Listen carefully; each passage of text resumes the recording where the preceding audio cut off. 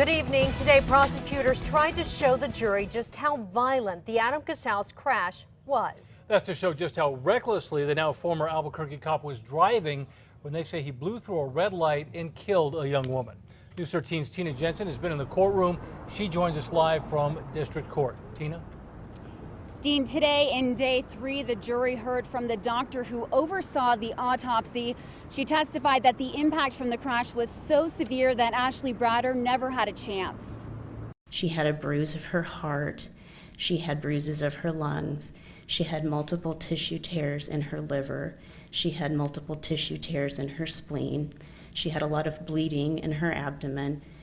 She had bruises and scrapes of her arms and legs, and she had a broken right lower leg.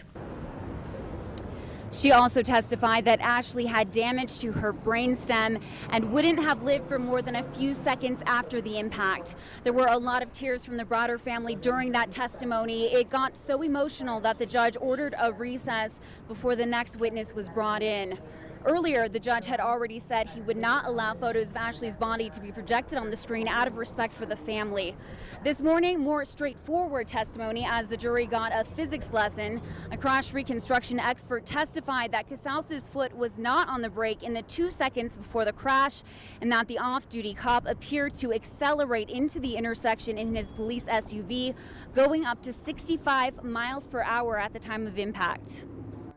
In this case, just looking at the accelerator pedal position, the speeds, the engine RPMs, what it looks like is coming off the brake and getting on the gas at 2.5 seconds back.